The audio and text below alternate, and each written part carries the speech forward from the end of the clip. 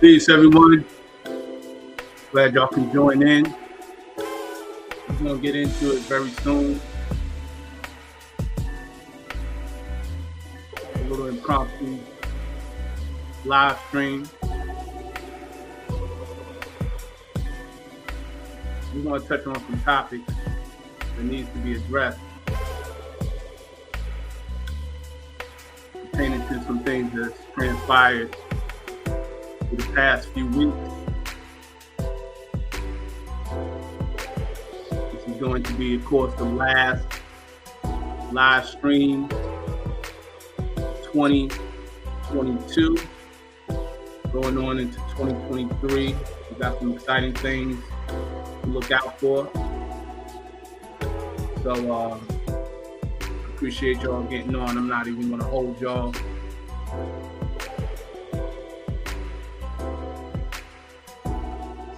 Slime, boy.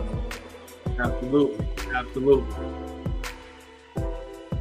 So let me just get all into it and really just address this.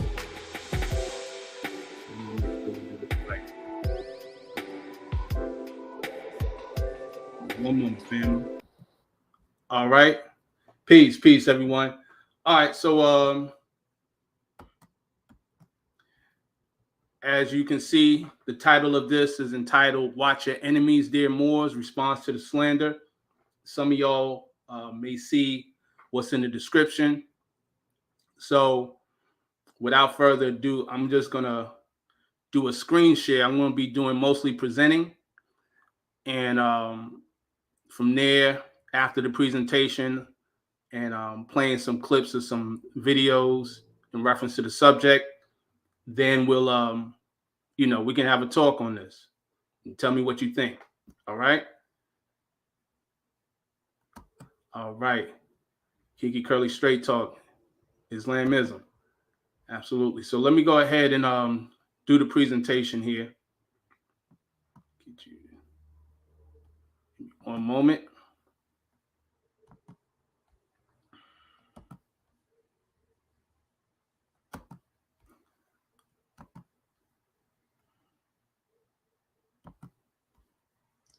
Okay. All right. I hope y'all can see this. So basically, just to give some context, I'm going to read this first and then, basically, in essence, get into what the topic matter is. So this is from actually an article from the Moorish Guide. So this article in the Moorish Guide, of course, was a newspaper that was published by the Moorish Science Temple of America, and Noble Drew Ali was the editor-in-chief. And here he gives a specific message to the members of the Moorish Science Temple of America. So I'll just read it in its totality. It says, Islam. This is the instruction from your prophet, Noble Drew Ali. Be faithful unto your forefathers' divine and national creed, that you will be blessed for your good deeds, that you sow in the flesh. Allah is the one that judges the world, and his judgment is now on, but the weak can comprehend it not. The end of time is drawing near, so says Allah to his divine prophet, I, Noble Drew Ali. And that's why many hearts have been turned to stone, and many have eyes to see, but cannot see, and ears to hear, but cannot hear, lest they would be confounded by their sins. These are the trying hours now, dear Moors, and every evil spirit is moving, and they are trying every weak mind to overthrow and drag out the true foundation that has been laid, and to cause confusion in the minds of the ones that do believe. But if you have the true love of Allah and the spirit of your forefathers, you fear not what you hear or see, but will sacrifice the utmost of your very life to protect your movement and your profit. Watch your enemies, dear Moors. Your enemies are the ones who speak against your prophet and ridicule him to the very lowest. And the ones that speak against your divine and national principles of your temples. Act accordingly, and Allah will bless you for your good work. Peace. Your divine prophet, Noble Drew Ali. Now, we're going to get into what this is about. So, I'm not even going to hold y'all. A lot of y'all probably already know who I'm about to speak on. This guy here. So, I didn't want to do it. I promise you I didn't want to do it.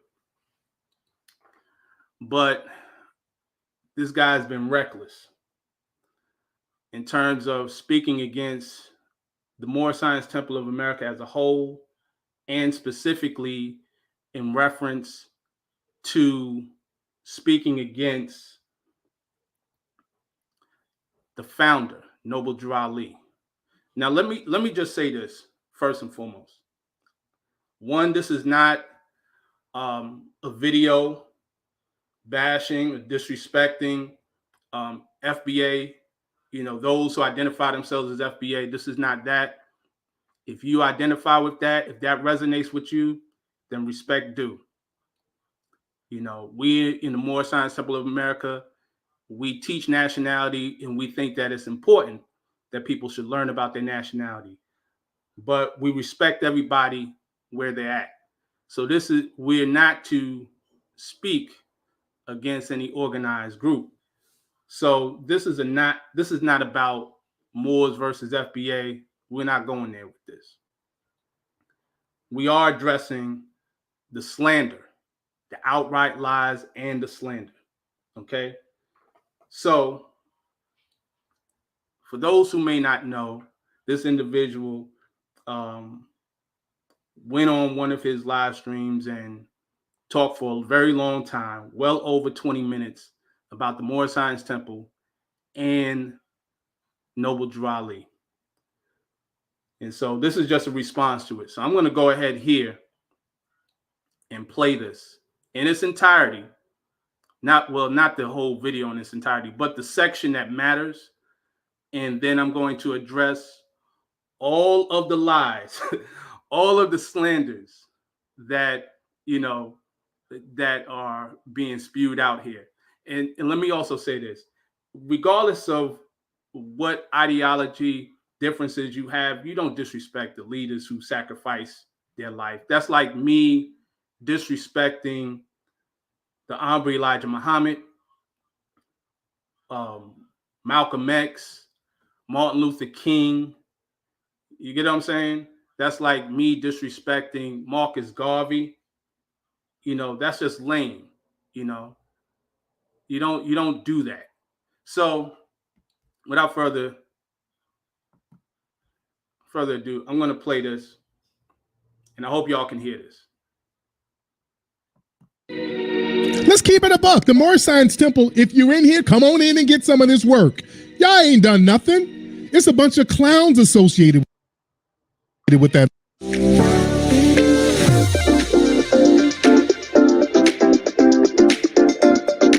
That organization. And let's do a deep dive. You said the Moorish Science Temple is great. How so? Let's look back at the history of the Moorish Science Temple, because when you have so many people who are janky as hell, that's a part of an organization, because every time you look up, there's some nigga with a fez then stole somebody's house, they done moved into somebody's house. I'm a sovereign citizen and I'm laying claim to this property. It's always a scam. It's always a damn scam. Keep it a buck. It's always scammy with these dudes. Let's look at the history of the people who started it. Because you can't be this scammy without the root being somewhat scammy and janky and questionable. Because when we look back, I'm starting to look back, I'm like, wait a minute. How many, when I look at some of these Moorish Science Temple dudes who ain't scammy, you can count on one hand who ain't on a scam. Keep it a buck. You can count on one hand who's not scamming. So when it's that bad, when most of the people are scamming and the non-scammers are far in between, that means the root of it ain't right. You dig? Oh, let's get into it. Let's look. The Moorish Science Temple, founded by Noble Drew Ali, whose real name was Walter Brister. They tried to lie and say he was from like South Carolina somewhere. No, he's not. No, he's not.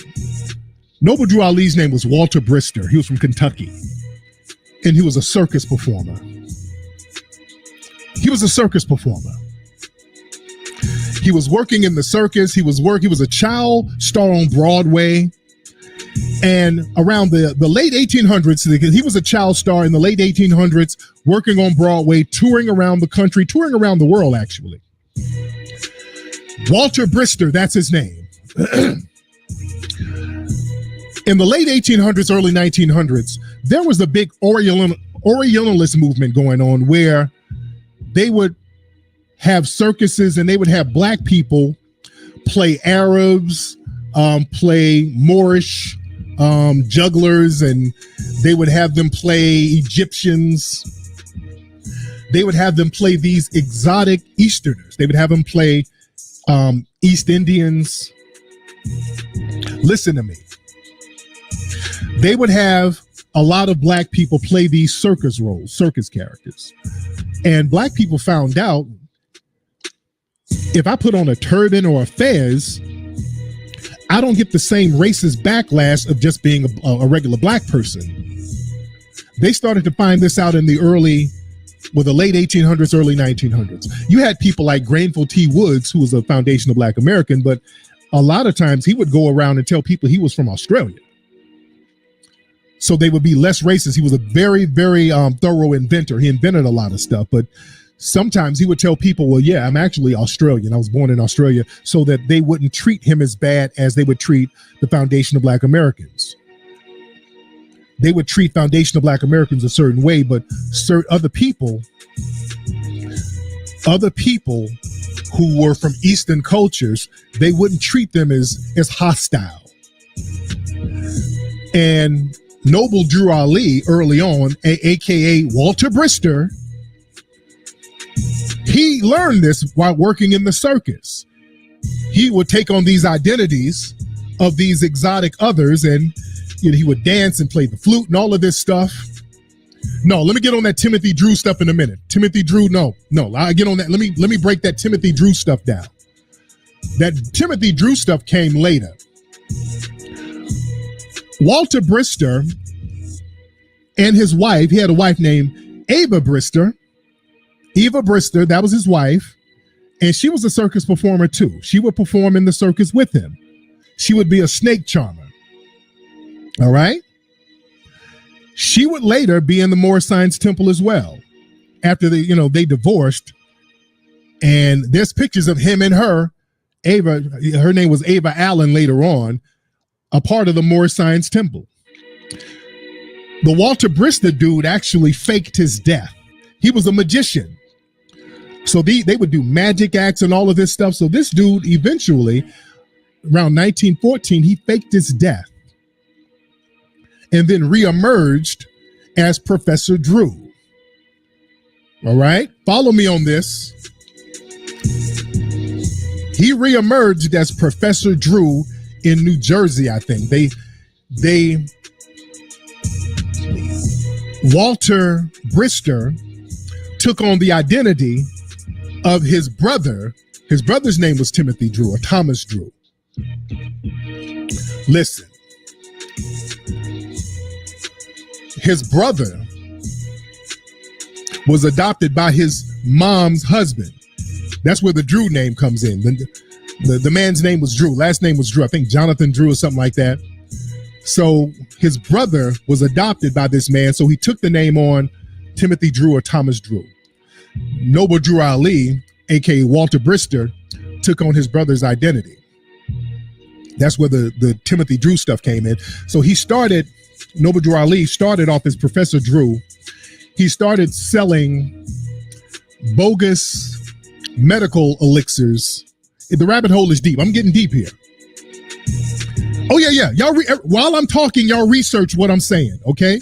While I'm talking, I want you to research what I'm saying.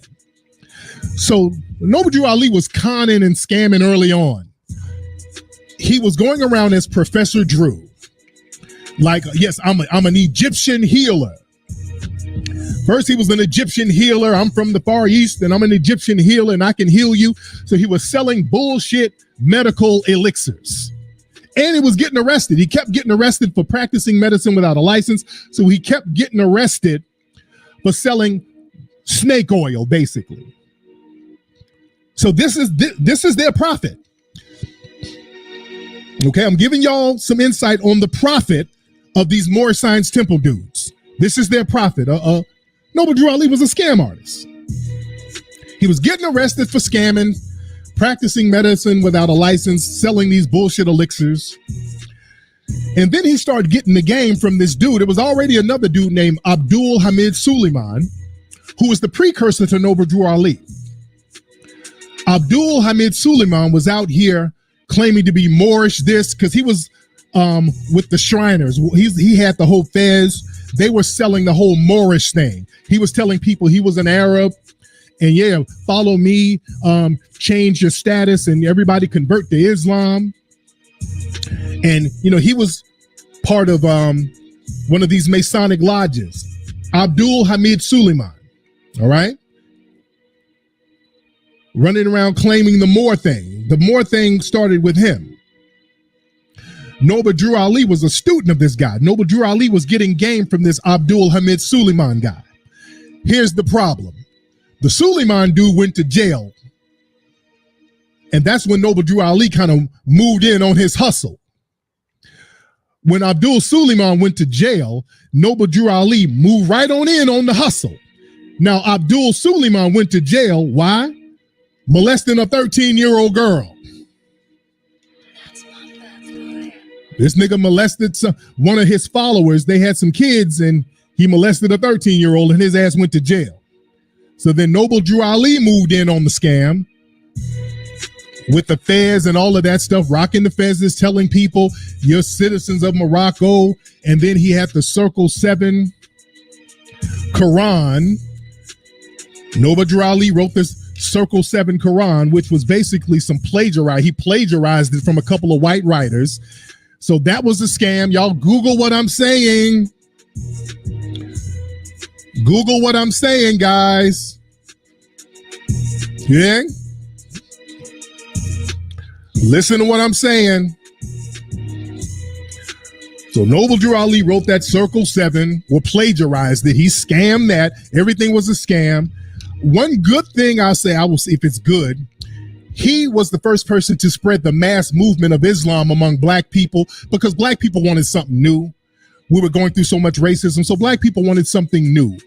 So him telling black people, hey, look, you're not just Negro, you come from the East, we're part of the Moroccan Empire, and whoop-dee, blah, blah, blah, blah, blah. All of this bullshit. And at the time, around 1921, right around the time when he was cultivating the Moorish Science Temple, there was something called the Rif War going on in Morocco. So you had these black Berbers who were engaging in guerrilla warfare, and they were fighting off the French and the Spanish. So they were putting in some work, and the black press was talking about that. So a lot of black people saw in the black press these black people over there in Morocco with these fezes fighting off white colonial power. So black people were kind of inspired by that. They're like, okay, damn, that's cool. So Noble Drew Ali and those guys kind of capitalized off that. Like, look at us, we're the great Emite Moroccans, and blah. It was a scam, dude. It was a scam. And if we're gonna be real, Noble Drew Ali, he was up here messing with some underage women. Let me keep it a buck. Noble Drew Ali he had a 12-year-old that he got knocked up. a 16-year-old, 14-year-old. So he was out here with some underage girls too. Y'all Google, hey, come on. Where we at? Let's peel the layers back. Now we see, no. Those arguments are not destroyed. These are, no. This is the truth. These arguments were not destroyed. These are facts. These arguments were not destroyed. Plebiscite babbling don't destroy these arguments. Plebiscite babbling don't destroy these arguments. No. You can plebiscite babble all day. These are facts. You can Google these facts. All right, hold on.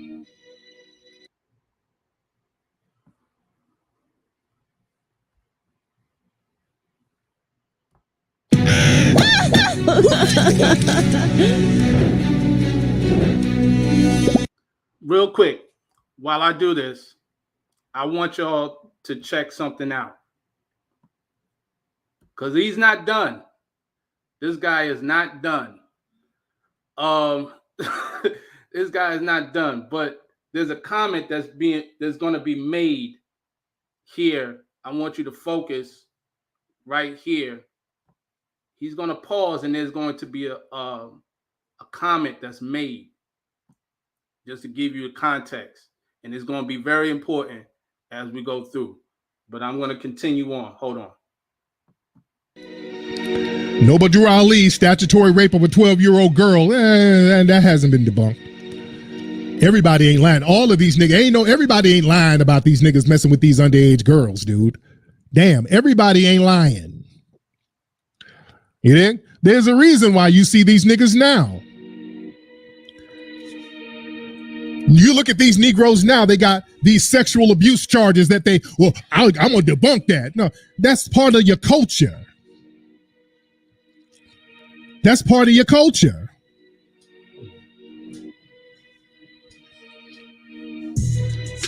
Come on.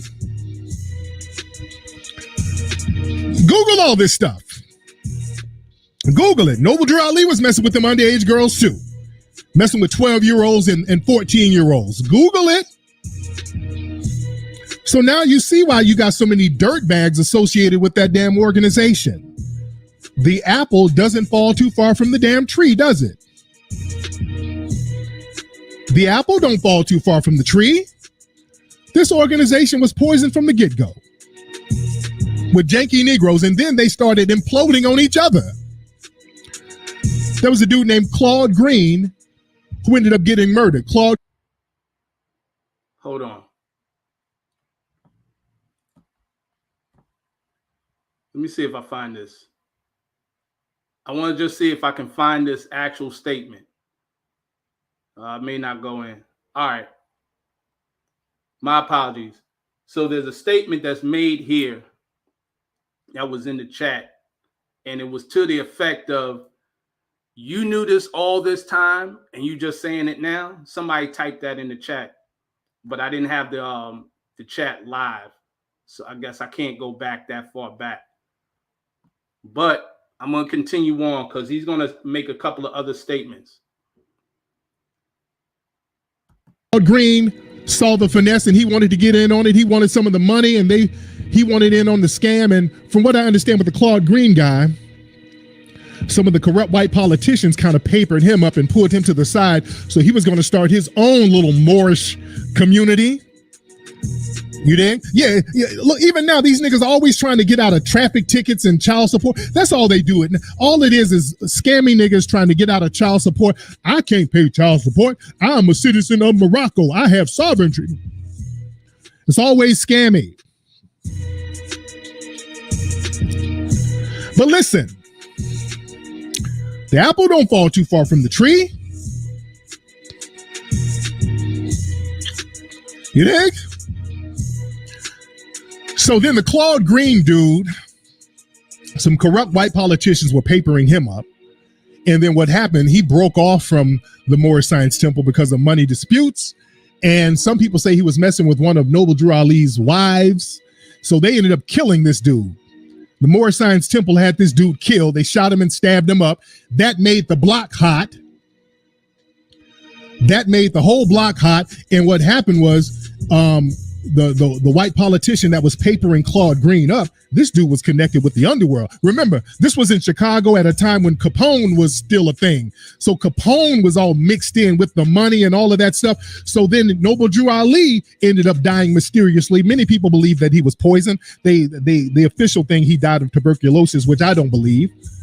I think they offed him. So they got a whole history of scamming, dude. Now, I'm going to stop there. I'm not going to bore y'all with anything else. I know this is long, but I wanted to get to this point.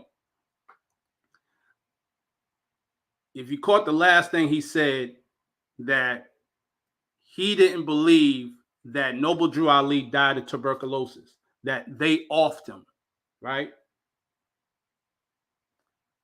Well, if he's such a scammer and such a bad man, first off, who is they?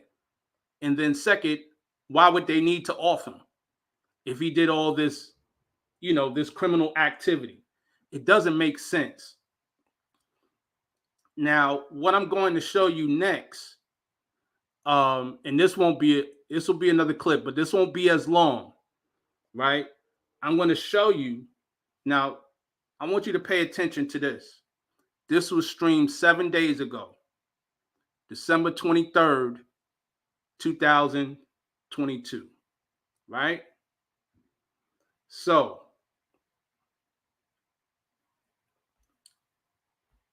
I want you to check this out.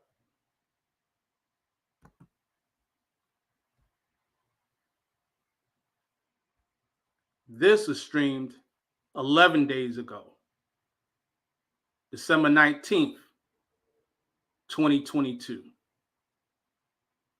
You see the title, right?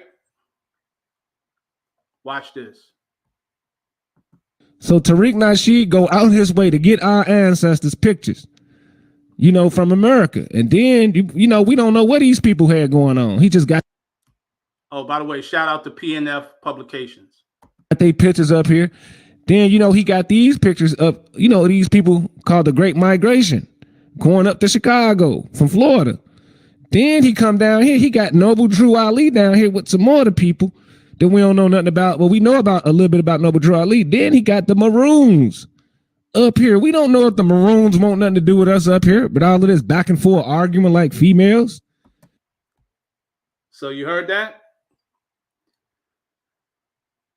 As far as 11 days ago, confirmed, 11 days ago, on Tariq Nasheed's official FBA website, which is officialfba.com, he had the picture of Noble Drew Ali on the website. From the beginning that he started the website, he used that picture, and he's had this website up for months. Okay, so I want to give you context to this. For months, he's had this, and then days before he posts, or maybe hours before he posts, he removes it. Because if you go there now, you won't see that picture. But you know what you will see his picture in? You will see it in at least one of his Hidden Color documentaries. That's still there. So Tariq Nasheed has built his name and actually monetized off of the image of Noble Drew Ali, right? But Noble Drew Ali is supposed to be such a bad person according to him. So I'm going to address all of the lies, because there was so many lies that was said in Tariq Nasheed's video. There's so much to unpack. All right. So I'm going to address the first one. I'm going to try to go down in the order that they came through. So the first one was that Noble Drew Ali is Walter Brister. And shout out to my brother, Raz Bay Sheik, who said, that this was debunked by the Sheik brothers, the Alindi twins, Alindi Els brothers. Honest to them, So we're going to show you where Tariq Nasheed got that information from. Keep in mind that he's all FBA, right? He's all about FBA. Okay. He's claiming that Noble Drew Ali plagiarized the Circle 7 from a couple of white guys and all this, right? So he's all about our people. This is where he gets his source of information about Noble Drew Ali from. Hold on. This guy right here. This guy is named Jacob S. Dorman. Okay? I'm going to read it, just this part right here. Since 2018, Jacob S. Dorman, PhD, has been Associate Professor of History at the University of Nevada, Reno, and also teaches in the university's Core Humanities program. Before that, he was a tenured professor at the University of Kansas. And you see, there's a whole bunch of stuff here, but which is not important. But what I want you to focus on, exactly, Kinky Curly Straight Talk, a ton of misinformation here. So check this out. I want you to focus. This is the book, the cover of the book. This is the title of the book, The Princess and the Prophet, right? The Secret History of Magic and Moorish Muslims in America, right? So this is where Tariq Nasheed got that concocted story about Noble Drew Ali being Walter Brister from. Now, I want you to keep in mind, this is something what you didn't see, which was before what I played. He named some Moors, right? He gave some names of different Moors.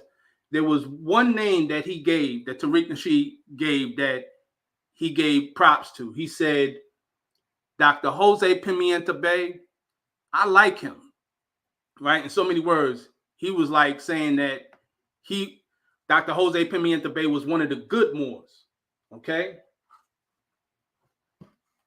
You get what I'm saying? And absolutely, Allah is not the author of confusion. So this is what I want to say to this. Dr. Jose Pimienta Bay, I had the honor and the privilege of interviewing him, okay?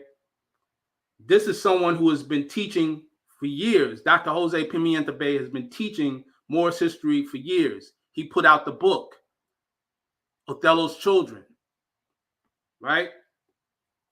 In the New World. And he has been teaching on Moorish history and the Moorish Science Temple, the Moorish movement, for decades, right? He's never come up with this discovery of Noble Drew Ali being Walter Brister. Not only that, there is no other, and I repeat, there is no other professor, scholar, researcher, historian, or otherwise that you will find before this dude here, Jacob S. Dorman, who came up with this notion that Noble Drew Ali is actually Walter Brister. You get what I'm saying? Exactly. Kenny Land Moore said we brought Jose Pimienta Bay to Toronto 3 times and never was it brought up. See, there you go. Because it's a fabrication. This European right here is the only guy who's coming up with this idea, right? So you got to consider the source. That's my point. So Tariq Nasheed is getting all this from this European right here, and he's going to spew it out like it's the gospel. Come on, man. Cut the games. You know, and on top of it, it's been debunked. The picture he shows in this book doesn't look like Noble Drew Ali at all. The dates don't match, none of that. Okay? So the other thing that was said by Tariq Nasheed is that this Walter Brister took on his brother's identity, Thomas Drew, and moved to New Jersey in 1914, right? Oh, okay. Y'all went live with Dorman. He didn't even bring it up. See, he won't bring it up because he can't prove it. This European can't prove what he put in that book. He's making money off of the slander of Noble Drew Ali. He can't prove this. Right? And exactly, Moore Portal, right? They think we all look alike. That's the ignorance of this. You see what I'm saying? And capitalizing and making money off of this. So I'm going to go into some things. So Tariq Nasheed said, what? This Walter Brister took on his brother's identity, Thomas Drew, and then he was selling bogus medical elixirs. He kept getting arrested, and he claimed to be an Egyptian healer under the title of Professor Drew. So let's address that, right? Boom. This is the card that pretty much everyone in the Moorish movement is aware of. Okay? And I'll just read a portion of it, but this is important because nowhere in here you're going to see where Noble Drew Ali claimed to be an Egyptian healer at all. And he never claimed that he was from Egypt. So it says, Professor Drew, the Egyptian adept student, office hours 10 to 12 a.m., 6 to 8 p.m., 181 Warren Street, Newark, New Jersey. I am a Muslim. Professor Drew is a man who was born with divine power. He was taught by the adepts of Egypt. I have the secret of destroying the germs of tuberculosis and cancer of the lungs in 10 to 30 days. Your lungs can, I don't know that word at that, but a strict examination that the germs are entirely destroyed. Also, destroy the germs of eating cancer, gout, rheumatism, lumbago, heart trouble, female diseases, and serious affections of the body. Call it once. Adults and children can be relieved of your sufferings. Now, this is important. This last statement I'm going to make is here. If you have any doubt about my treatments, you can be healed before $1 is paid with security. So hold on a second, right? Check this out.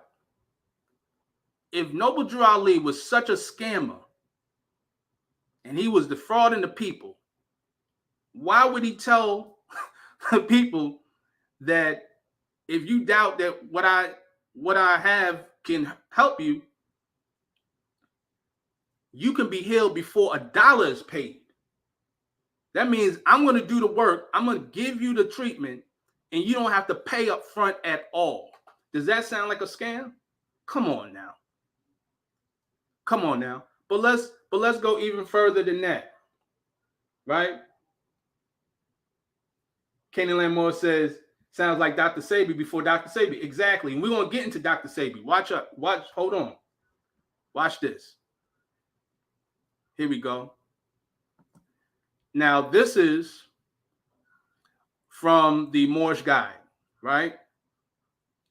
I believe this is a February 1929 edition, right? That came out. So I'm going to point you to some things. On the right side, you'll see it says the wonder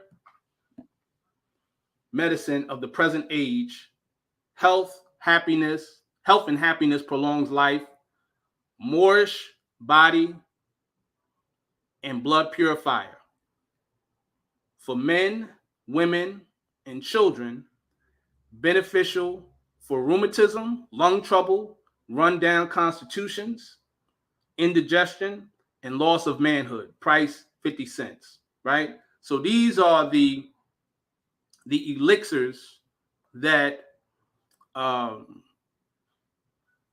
that he's referring to. That, and you see the bath compound as well, and you see prepared only by the Moorish Manufacturing Corporation, Noble Drali founder, right?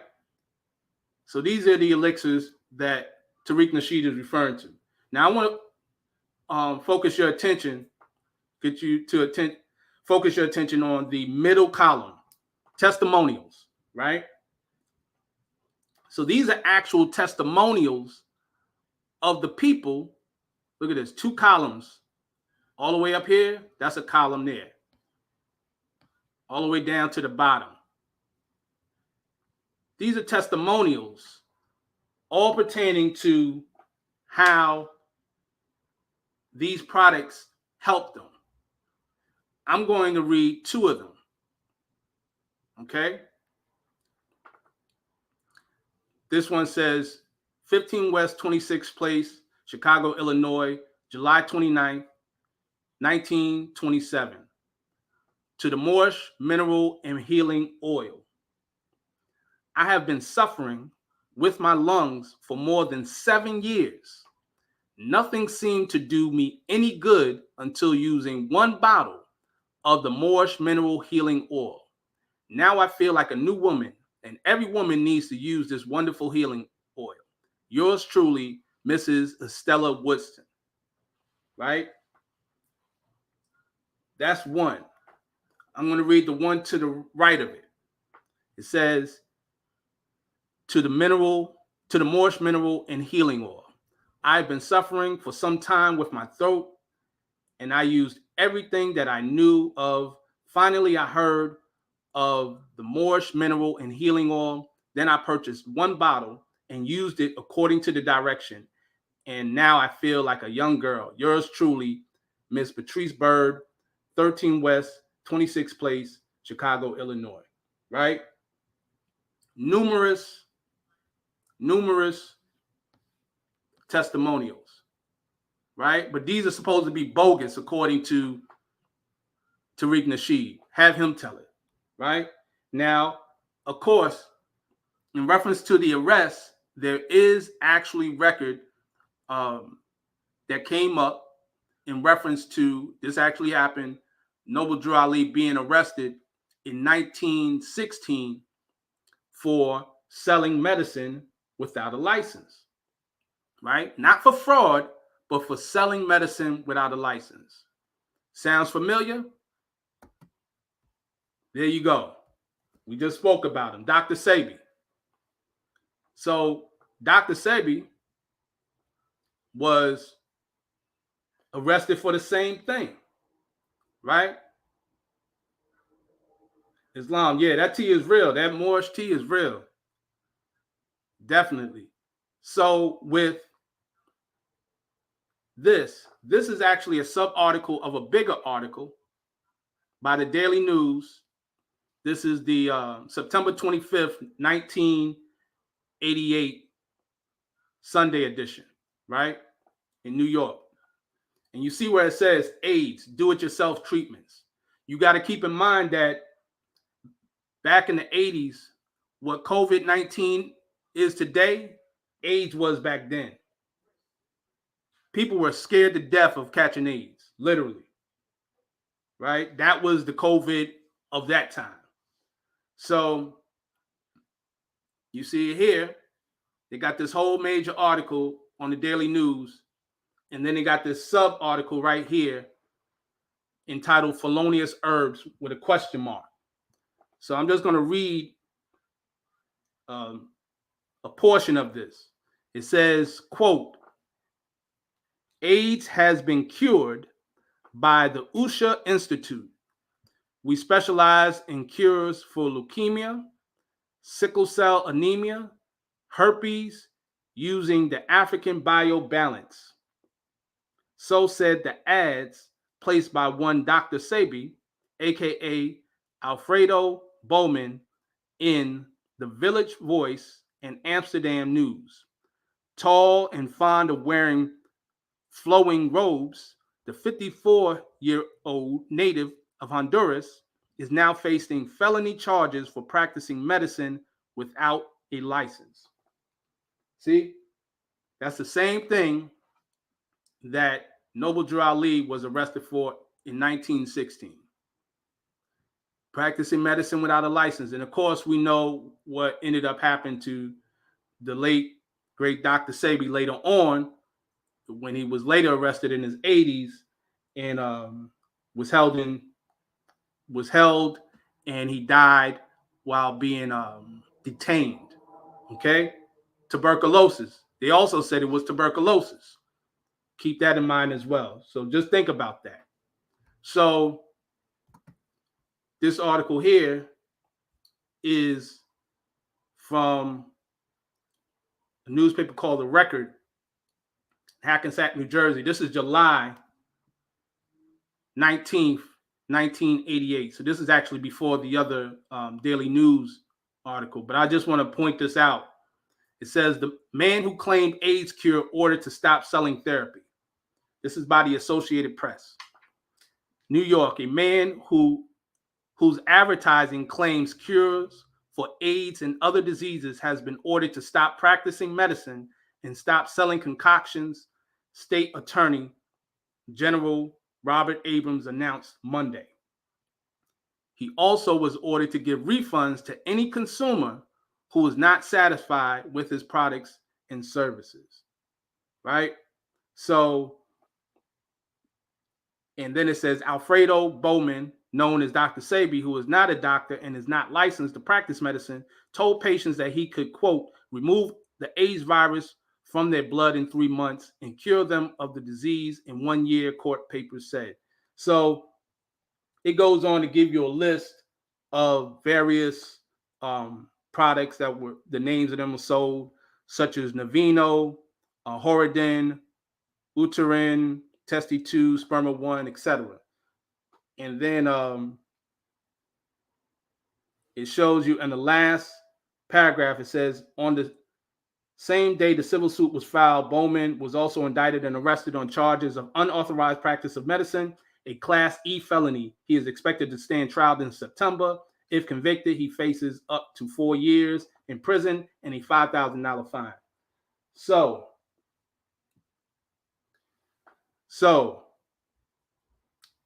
and I agree, Moore Portal.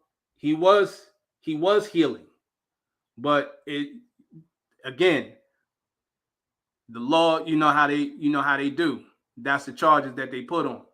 But the point in reference to this is that the same charges, the same attack that was put on Dr. Sebi was put on Noble Drew Ali.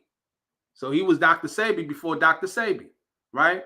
But you won't hear Tariq Nasheed say that Dr. Sebi was selling bogus medical elixirs.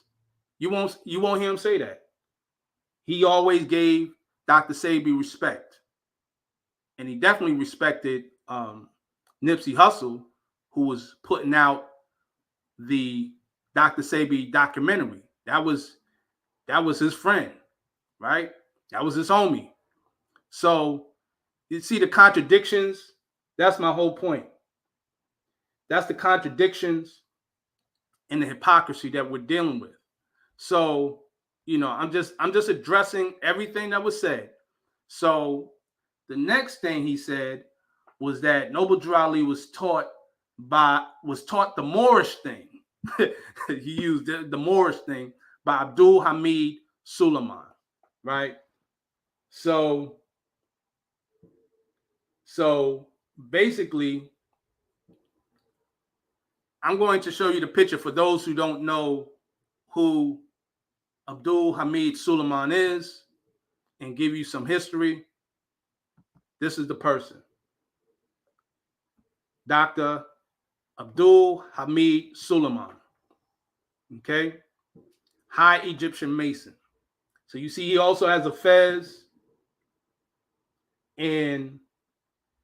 but he has the Shriner fez. You see that it's marked, right?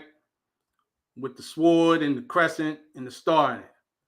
So this is this is how you know Tariq Nasheed was making this stuff up. He kept saying that Abdul Hamid Suleiman was professing to be from Arabia, and that he was telling people to change their status and do the Moorish thing and all of that.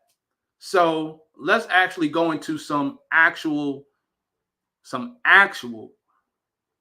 articles that you find mention of Abdul Hamid Suleiman to see whether this is true. Okay. All right. This right here is an article. Of course, I have it on this is on the website, MOORSsociety.org. Shout out to them. It says, I'm going to read it. It says, Dr. Abdul Hamid of Egypt, guest of Harlem Masons. There was a notable gathering of prominent Masons in an upper room at Craig's well-known hostelry, 192 West 130th Street on Friday night last, to Dr. Abdul Hamid of Khartoum, Egypt, a 96-degree Mason and a Shriner, at a dinner tendered by Brother Harry Knight, himself a Shriner. Among others in the party were Worshipful Grand Master David W. Parker, Grand Worthy Secretary Arthur A. Schomburg, Deuce Muhammad Ali Effendi, a countryman of the guest of honor. And then it goes on and on. But my point of it is, nowhere in here do you see mention of him being Moorish, him claiming to be a Moor. Yes, he was a Mason. You also see that Deuce Muhammad Ali was attended there, right? Also Arthur Schomburg, from where you get the Schomburg Library. That's what I'm saying. And by the way, Khartoum is in Sudan, not Egypt, right? It was an outpost for the Egyptian army at one time, but Khartoum is in Egypt. Khartoum is in Sudan. It's in the country of Sudan, not Egypt. So this is incorrect. So I'm going to go to another one, right? This is from the Yorkville Inquirer. Okay? York, South Carolina, Tuesday, September 5th, 1922. Now, keep in mind, this is important. 1922 are the years, pretty much are the years for these articles. 22, 23, around the way. Okay?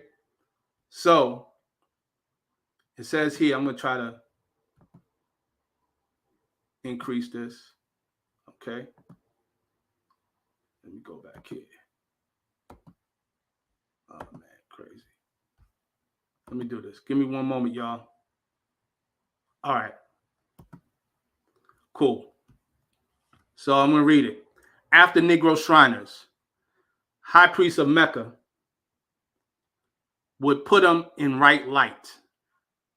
He's close to the great prophet. Abdul Hamid offers real thing in Mohammedan masonry. Master of Quran gets mixed and miffed when asked to answer pointed questions. And then it says New York World Friday. He wrote to the world saying, I, Abdul Hamid Suleiman of the city of Khartoum, Sudan, Egypt, a Mohammedan by birth, master of the Quran, having pilgrimage to Mecca 3 times and thus become an eminent high priest and head of all Masonic degrees in Mecca, Arabia, from the 1st to the 96th degree, and now in the United States for the purpose of establishing the right of the ancient Arabic order of the nobles of the mystic shrine. Okay, so I'm going to stop there. Again, no mention about Moorish. No mention saying he's from Morocco or none of that. So again, Let's see if we can find another article, because there's a bunch of articles. This is from the New York Age. This is July 21st, 1923, right? Mohammedans will try to convert Negroes. Dr. Abdul Hamid Suleiman, a native of Arabia, so now it's Arabia, said to have been the high priest at Mecca for several years, has inaugurated a movement for spreading Mohammedanism among the Negroes of the United States. This is in 1923. Keep in mind, this is important. Muslim groups have been started, one of them at Newark, where a temple has been established. The Mohammedans in New York hope to construct a mosque there. No mention about Moors there. Okay, see another one. Egyptian ex-high priest declares there are no true Shriners among either colored or white Americans. Asserts a necessity to oath coming from Mecca or Alpo, Arabia, and adoption of Moslemism, swear by beard of prophet. Quote, there is not a legitimate or real noble of the mystic shrine, black or white, affiliated with American masonry, end quote, declared Dr. Abdul Hamid Suleiman, ex-high priest from the city of Khartoum, Sudan, Egypt, now residing, now and for some time past, residing in New York City. His present address is 2139 7th Avenue. Okay? Again, it didn't say the oath had to come from Morocco. Nothing about Moor. Nothing about him being Moorish. Nothing about him telling you to change your status to become a Moor. None of that. All right, let's continue on. We got more.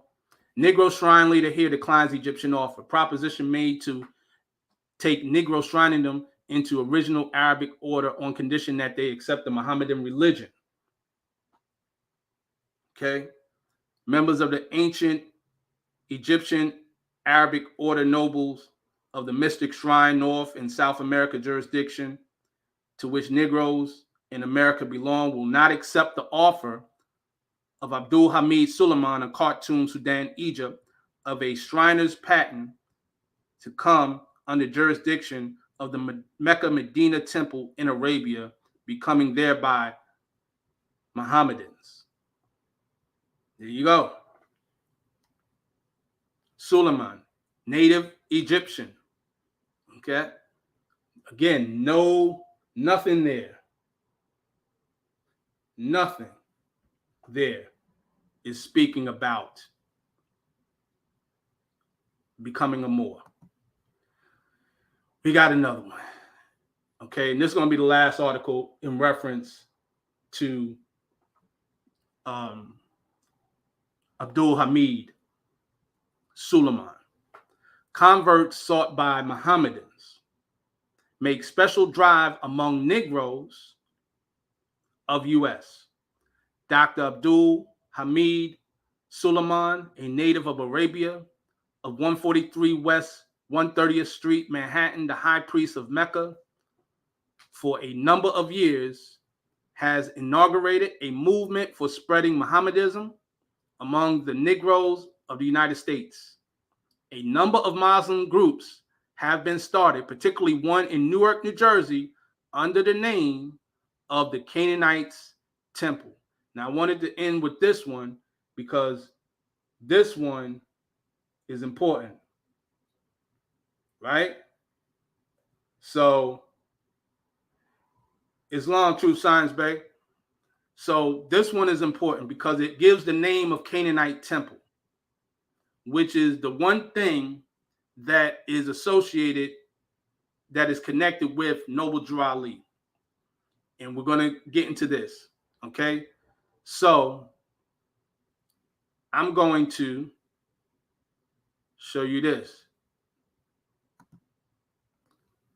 Now this right here is a print, a copy of a type out pertaining to an interview with the last of the Canaanite Temple members. Okay. Now there are many Moors who have this document. There are many Moors who don't have this document. But there's an excerpt of this document that is in the book Noble Drew Ali, Savior of Humanity by the Sheikh brother Azim Hopkins Bey. So he put out an excerpt, right? So let's look out here. I'm not going to read all of this, okay? What I'm going to do is specifically go into the conversation. This is an interview in May 1978 where a member of the Moorish Science Temple of America interviewed the last known member of the Canaanite temple, right, by the name of Brother Walker, okay? So, okay, Brother Walker, here we go. Where did you meet Drew? Dixon Barbershop on Warren Street. Brother Walker, I always thought the barbershop was on West Market Street. No, it was located on Warren Street. What did you all do in the barbershop? In those days, the fellow met, talked, planned. The barbershop was the neighborhood social center. We had no place to meet. Most had no money. Was Drew one of the fellows? Yes. When did you first meet Drew? 1913, just before the First World War started. It was around this time I first started to meet with them. Thing was rough in those days, no steady work. How did you all live? A day's work here and there. Those who did work steady worked 12 hours a day. Did Drew have a job? Not that I know of. I believe he worked part-time. Brother Walker, you told me you and Drew worked together. When and where? In 1915, we started to work at Western Electric on 18th Avenue, Newark. This is all in Newark, New Jersey, so just keep in mind now. So this is where the Canaanite temple is established. Did Dixon work at Western Electric? No, he still cut hair. Did you and the others still meet at the barbershop? Yes, but not as often because most of the fellows was working 10 and 12 hours a day. We got together on weekends. The group had increased. What year was it when you found a place? 1916. So I'm going to stop there before I go further. They first met in 1913, right? So in our Moorish questionnaire, the question is asked, when was the Moorish Science Temple of America founded? 1913 AD. Where? Newark, New Jersey, right? So the idea, the concept that grew and became the Moorish Science Temple of America started back in 1913. They was meeting at the barbershop, according to Brother Walker of the Canaanite Temple, right? They didn't find a place for the temple until 1916, according to Brother Walker. All right, so I'm going to continue. Where was this place located? We found a place on the corner of Rucker Street and 12th Avenue, on the second floor over a saloon entrance on Rucker Street. Brother Walker, what month and day you and the group began to meet? It was in May. We took up collection to pay the rent on June 1st, so it had to be May 1st when we first met. Who did the teaching? Drew did the preaching. Dixon helped. He was a 2x4 preacher. What was your meeting place called? Temple. Was this the only name it was known by? No. I was trying to remember the first name. The name is a song about a holy land and the people that came from it. Was it Canaanite temple? Yes. Was Drew head of this temple? Yes. And Dixon next. Did you know Dixon? He asked me. No, I've seen his name on the books in the Hall of Records. Brother Walker, I was told Drew lost out as head of this temple. Yes, he did in 1919, and Dixon took over. So by 1913, they start meeting in the barbershop. 1916, they find the building. By 1919, according to Brother Walker, Drew lost out as head of this temple. Well, what stayed as the Canaanite temple. Of course, we know later on he would move, Noble Drew Ali would move to Chicago, Illinois, where he would establish first the Moorish Temple of Science. It was incorporated as the Moorish Temple of Science, or Moorish Holy Temple of Science in 1925, right? And then later on, it was incorporated under the name of Moorish Science Temple of America, right? That's all in the Moorish Leaders' Historical Message to America. Anybody in the temple who has that literature knows that, okay? So continuing on, Brother Walker, could you tell me what Drew preached about? He had a Bible and he preached that we came out of the holy land of Canaan. We were a holy people. And we was not Negroes, colored peoples, and Christianity was not the religion of our people. And we were not Christian, but Muslim. I spelled the word like it sounded. Of course, we're referring to Muslim. That we weren't Christian, we were Muslim, right? Did he preach all this in one meeting? No, at different times. Okay. So let me go ahead here. All right. We're going to continue on. Did Drew ever say what the religion of our forefathers were? Yes. Over the years, I forgot it. And when I went on your ride to Hartford, I heard the name Islam and it came back to me. Brother Walker, I've been told Drew left Newark in 1919. No, we were still working together on Plain Street until 1921. But I did not see him after 1922, right? I'm going to stop there. I can read this on, right? But I want to point out 1922. I did not see him after 1922, right?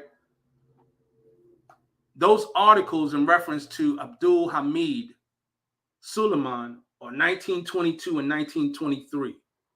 That's when you really actually hear about Abdul Hamid Suleiman, right?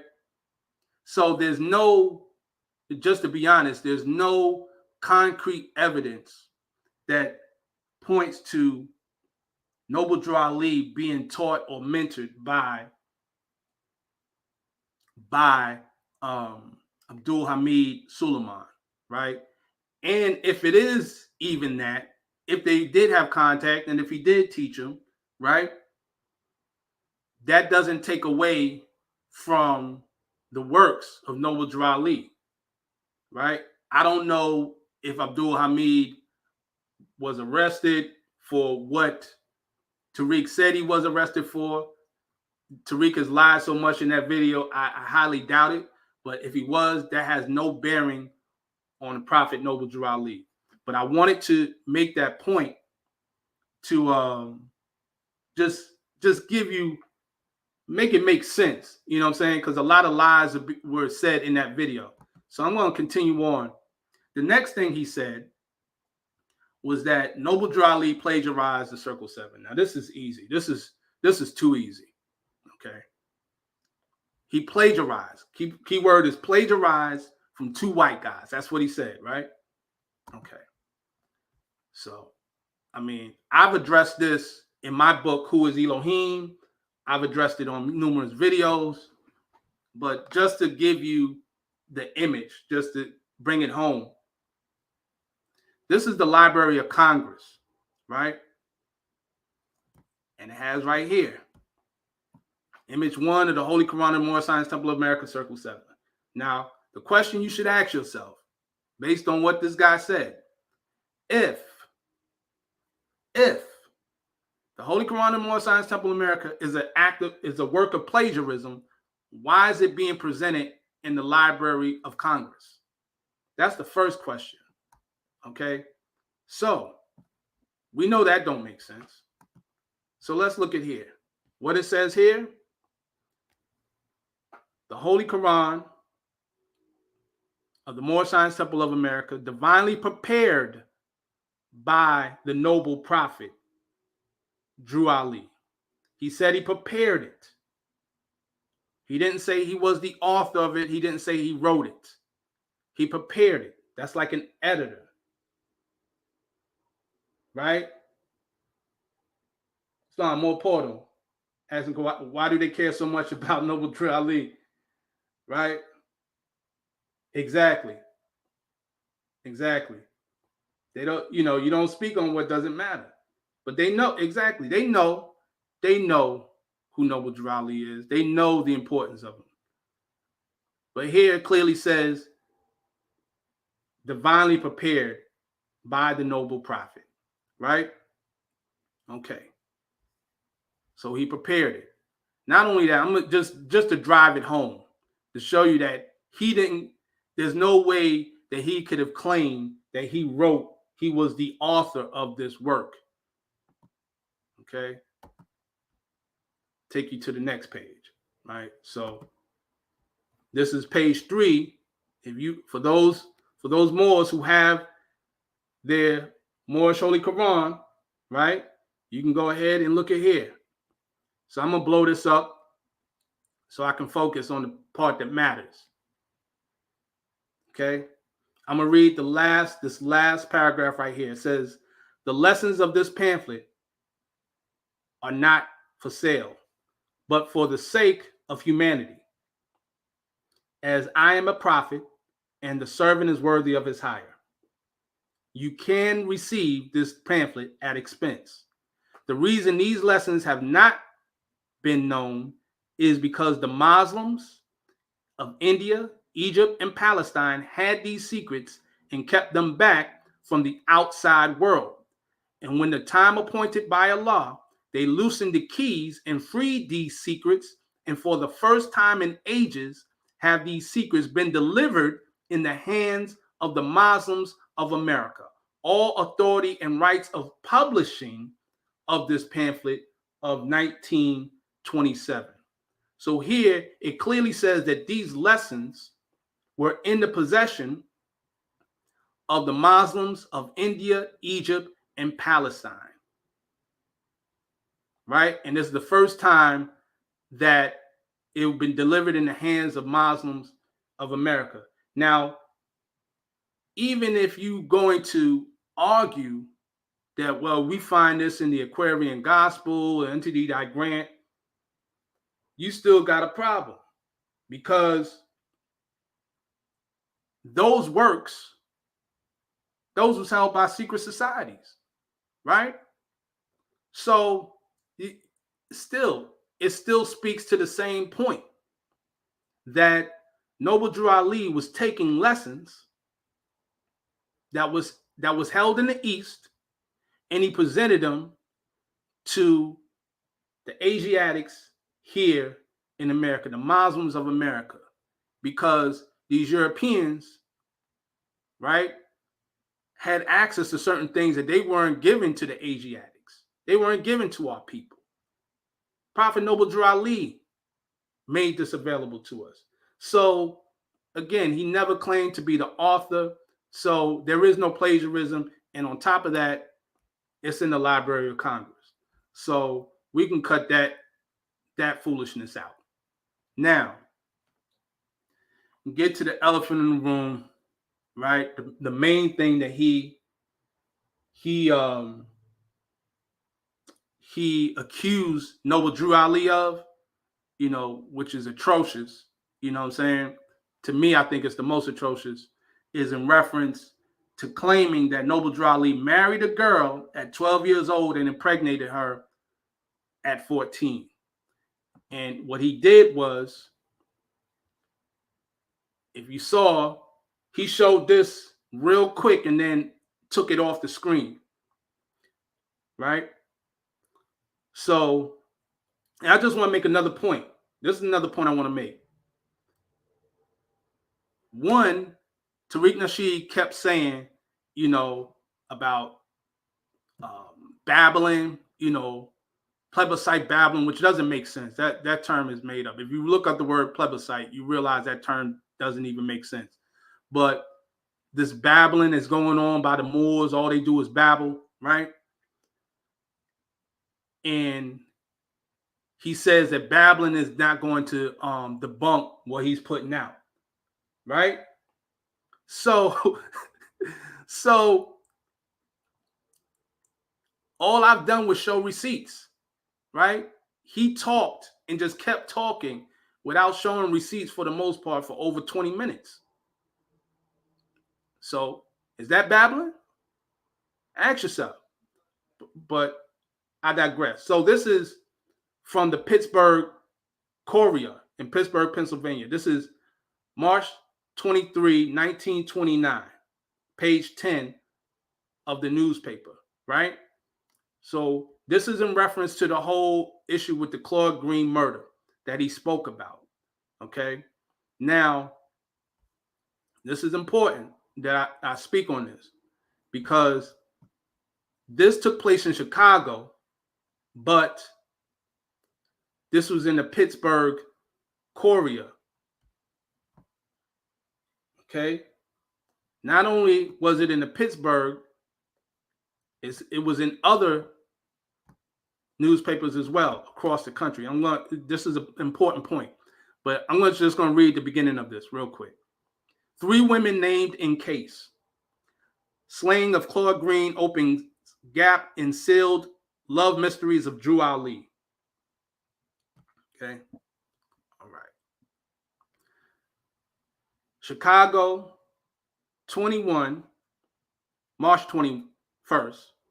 AMP, that's American News Press. I'm sorry, not American. I'm sorry, Associated News Press, AMP, which is now Associated Press.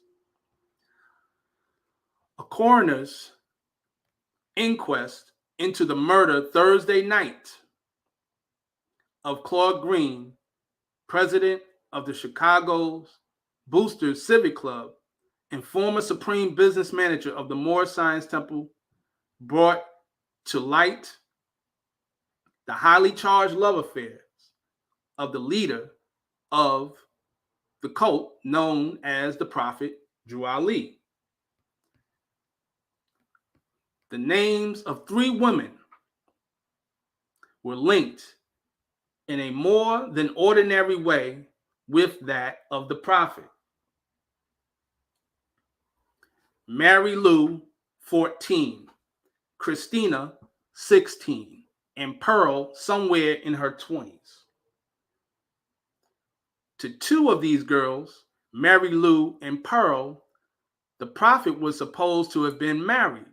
But when Mary Lou married to the Moorish leader at the age of 12, admitted that the ceremony had been according to the Quran and that she had not known of the existence of any legal papers, it was construed that the Prophet, had put one over on this expectant mother, and that according to the laws of Illinois, he was guilty of statutory rape. Now I'm going to show you how this don't make no sense, right? let's just think about this for a minute. This newspaper is saying that Mary Lou, who by the way is Mary Foreman, okay, we're going to get into that, but Mary Foreman Bay, who later became known as Mary Drew Ali, married Noble Drew Ali at the age of 12 in the state of Illinois. Okay. Oh man. So she's 14 now. This is 1929, and she was married at the age of 12. So we're, according to the article, and we're going to debunk that. We're going to totally debunk this lie here, because this is an outright lie that this newspaper put out. But I want to make this point clear. So that means in 1927, they're claiming that Noble Drew Ali married Mary Lou at the age of 12. Okay, so I'm going to go to the next joint. Watch this. So this was another one. This is in Indianapolis, Recorder, Indianapolis, Maryland County. Same day, March 23rd, 1929. Now, I want to speak to what Moor Portal said, right? How they care so much about Noble Drew Ali. This is what you saw here. Now, isn't it interesting? Now, this is something that is in Chicago. I want to make the point of this. I want to drive this home. This is very important. This is supposed to be, according to Tariq Nasheed, just a low-level scammer. A low-level scammer, right? A scamming Negro, right? Who's just found of killing another Negro, according to him, right? Why would this thing that took place in Chicago make national news? Think about that for a moment. We're talking at least 3 different states: Illinois, Indiana, and Pennsylvania. We have confirmed articles that came out about Noble Drew Ali. Midwest and East Coast, they're nowhere near each other, right? So who's to say that this wasn't in other places as well? Why would it make the news? Why would the Associated News Press make it a point of disseminating this article all throughout, right? This is basically the same, right? Murder exposes cult leader, right? Whole profit for murder in Chicago jail.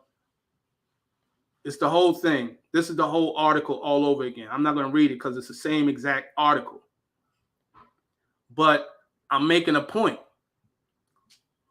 If this was a nobody and a scammer, a low-level scamming Negro, why would it make news? Because he wasn't a low-level scammer. He was bigger than that, right? So you got to cut the games on that. He's gonna make national news in the 1920s. This ain't 2022.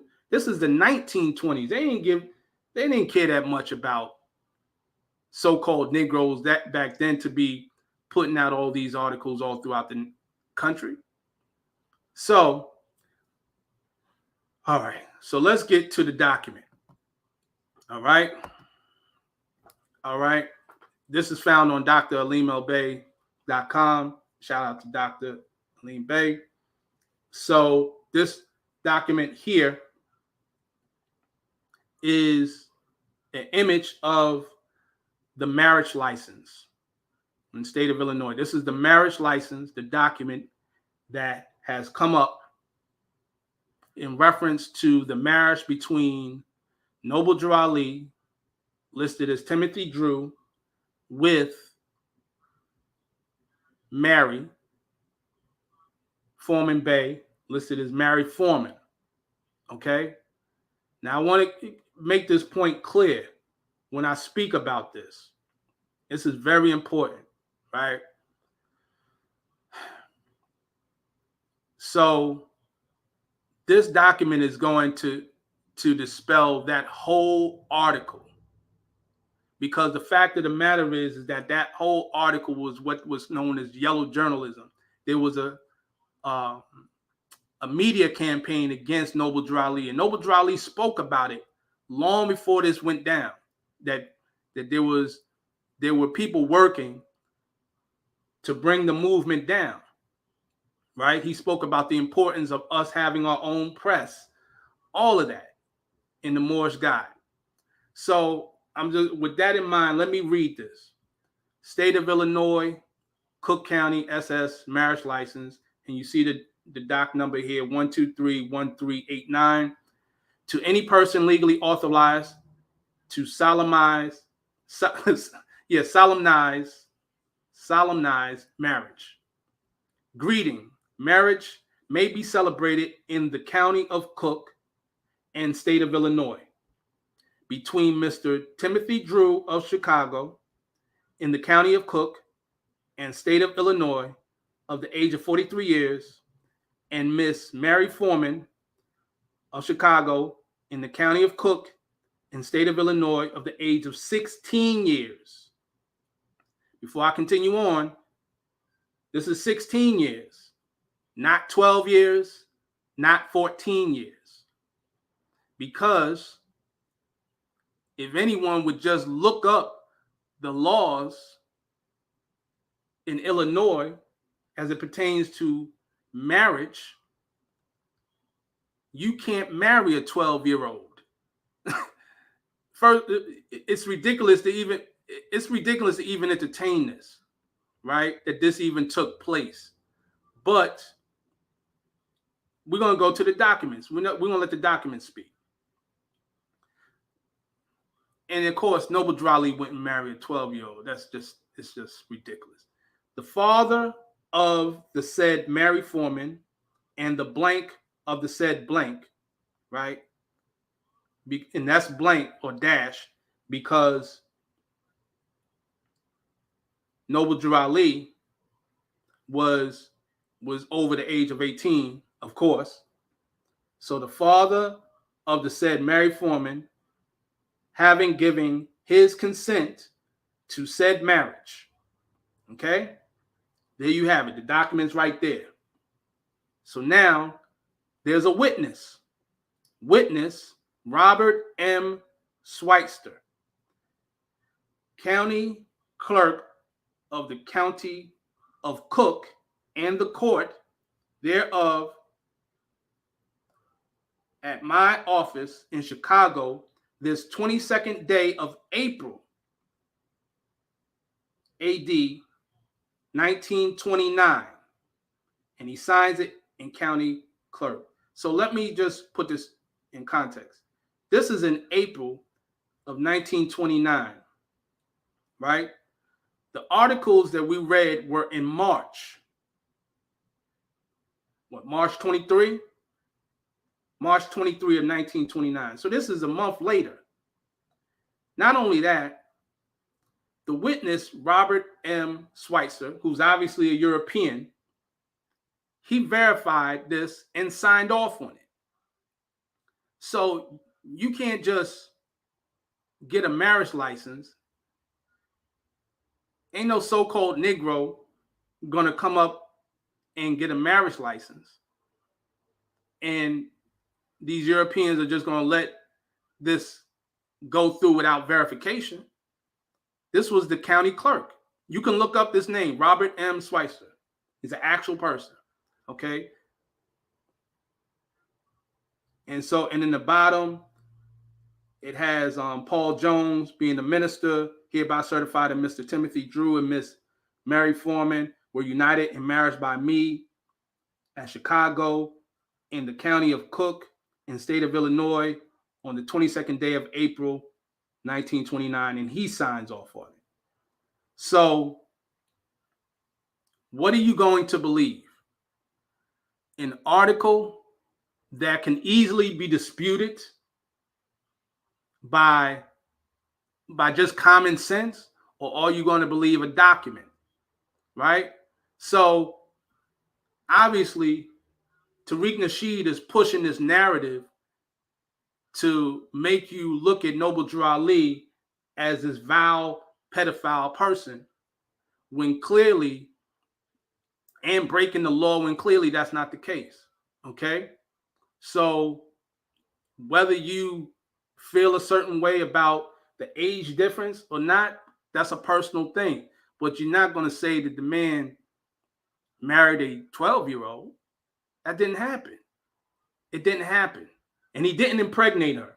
Because if so, who's the child? Where is this child?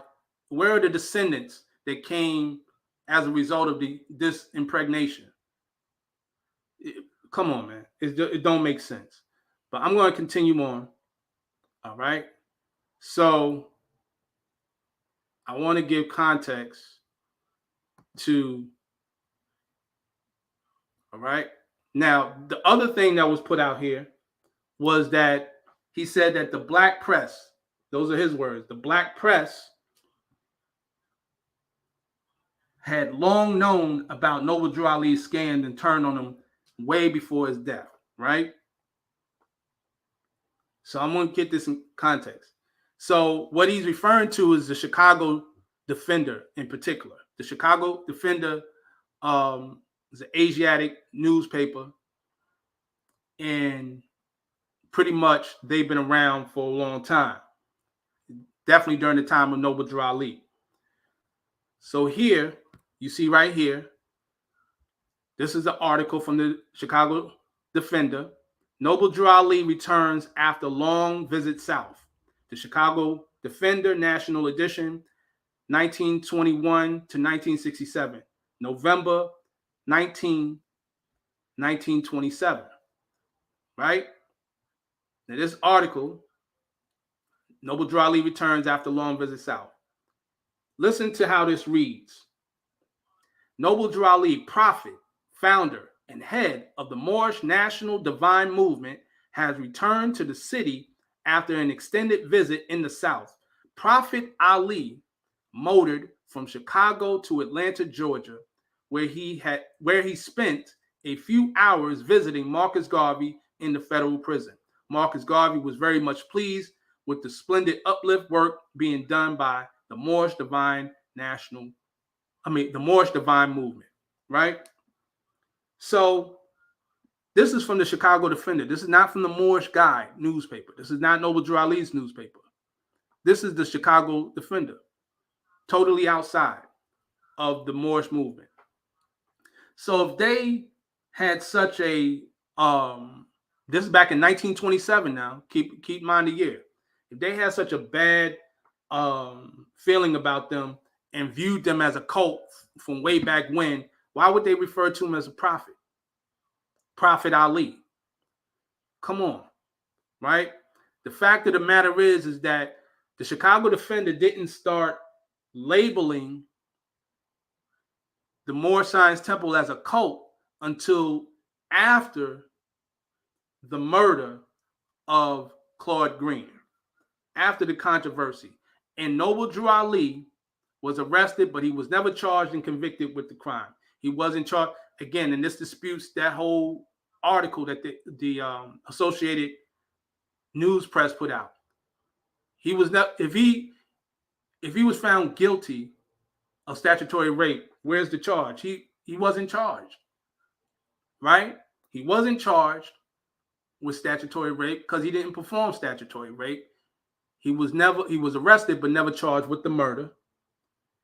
He was never charged with scamming, right?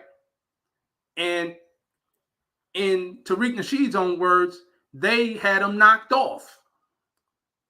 If you got a low-level scammer who's doing all this crime and breaking of the law and disgusting stuff, why would you need to knock him off?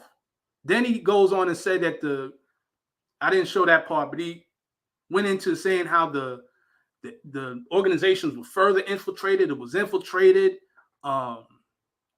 How, the Nation of Islam came out of that. Elijah Muhammad, they did it right without the scamming, even though he's not mentioning about what Malcolm X accused Elijah Muhammad about And I'm not even putting that out there to attack the Honorable Elijah Muhammad or attack the nation. I'm just stating a fact, right? But he's going to go out here and spew these lies on Noble Drew Ali. Come on, man. Just show honor what honor's due. And so this is Chicago, the Chicago Defender, right? This is another one. This is in 1928. These are, right, Moorish leader on tour. Let me pull this up. Saturday, December 1st, 1928. Moorish leader on tour visits subordinate bodies. Again, Prophet Noble Drew Ali, founder and leader of the Moorish Science Temple of America, left Saturday to visit members of the 17 different subordinate Moorish Science Temples, which are organized in 15 different states. See what I'm saying? And then say he was accompanied by Richard Ross Bay, and they show his picture over to the right. Right? Right? So, yeah, them look at me games. Right. You know what I'm saying? So, listen here. So we're debunking this whole concept about this. And I'm going to get to one other one. This is another one article. Again, this is from the Chicago Defender. And this is going to lead into something very important.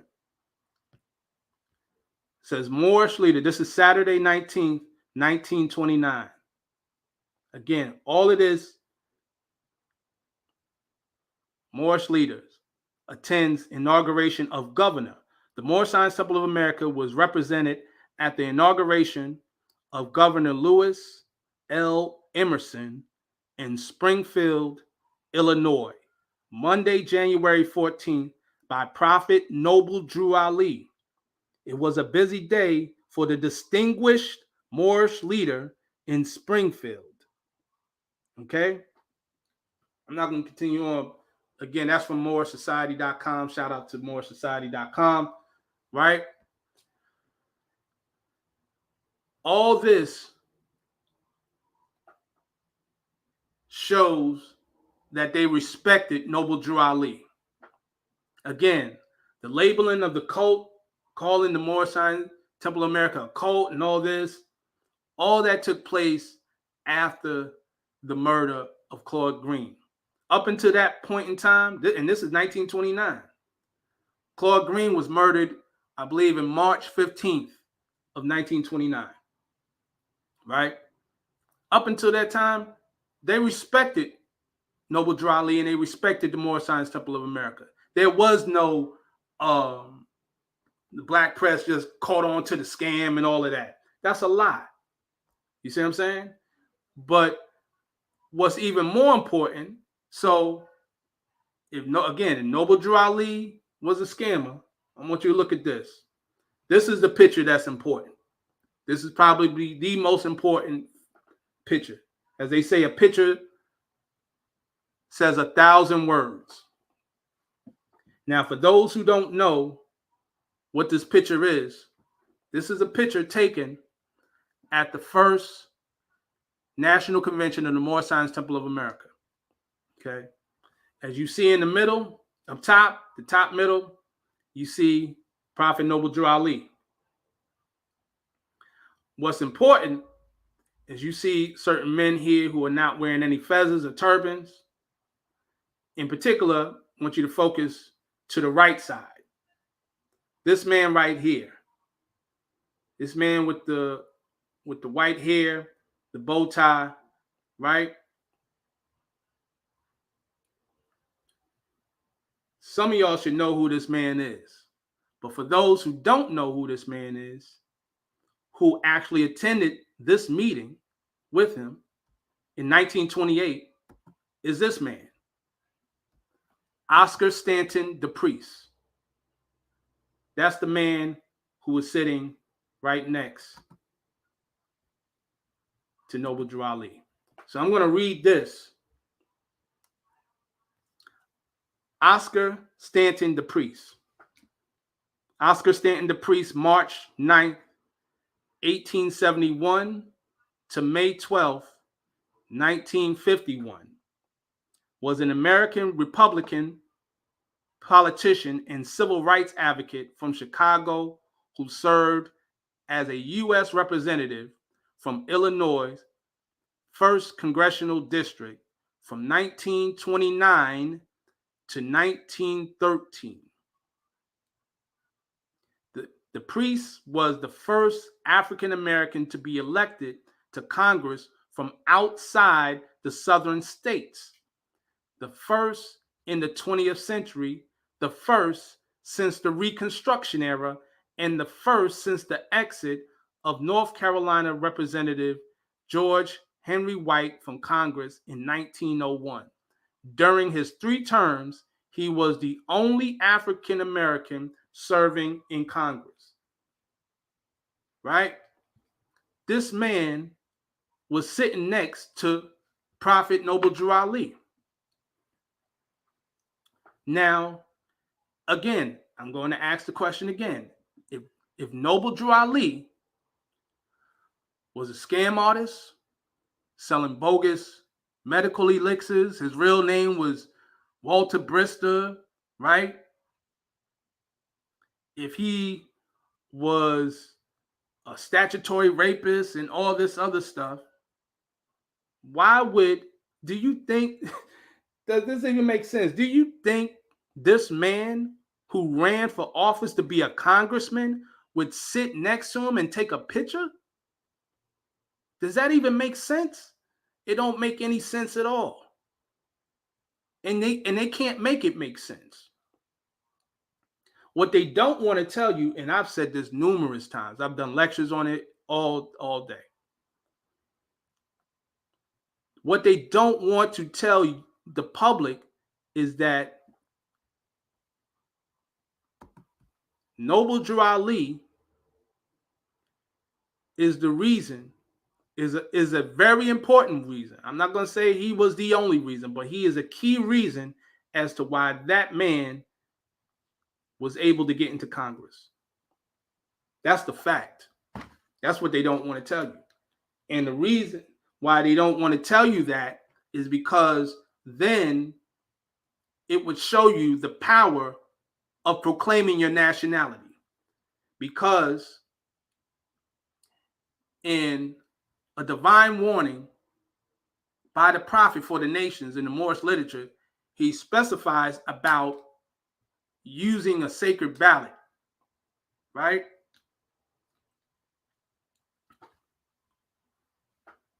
He speaks about that. He speaks about operating in your free national name, having divine rights as opposed to granted privileges, casting a sacred ballot. Is right? Jerry Blaze Bay, Islam. So I want to point this out. This is very important. Noble Drew Ali mobilized the Moors to operate within their nationality in such a way where it established political status, because nationality determines political status. When these guys talk all this stuff about Noble Drew Ali, they never point that fact out. They never, ever. Because the moment they do that, they gotta look into what he did. How was he able to do that? And again, using Tariq Nasheed's words, he got knocked off, right? So obviously he was doing something that was so powerful. If he got knocked off, then that's what you're looking at. Noble Drew Ali is on record on going to Havana, Cuba for the Pan American Conference. He was taking this to a whole nother level. Come on, man. He wasn't no scam artist, right? He wasn't a pedophile, right? Indeed. So I want to make that point clear, right? So I'm just going to go and speak on a couple of more things in reference to this. So now I've given a kind of synopsis of a history addressing all of the outright lies that Tariq Nasheed made. Okay. So the other important point I want to make, this is the other important point. Tariq Nasheed, and this is known, Moors know about this. Tariq Nasheed came into the game and he co-opted the Moorish paradigm, just as he co-opted what Dr. Claude Anderson did by his own admission. And this is to my brothers and sisters out there who claimed to be FBA. Again, this is not an attack on FBA collective. I actually, would love to encourage you to speak to a member of the Moorish Science Temple of America. Let's have a conversation, and stop this foolishness. You know what I'm saying? Because we are for love, truth, peace, freedom, and justice. Right? But the FBA concept was co-opted as well. He admitted in an interview that he got the idea from Dr. Claude Anderson because Dr. Claude Anderson, he got him on a few of those Hidden Colors documentaries. And Dr. Claude Anderson was talking about the oldest peoples in America being the Folsom people. And Dr. Claude Anderson, in his words, they were black. So he was talking about these original native blacks, right? I don't know the term. I forget the term that Dr. Claude Anderson used, but it wasn't foundational Black Americans.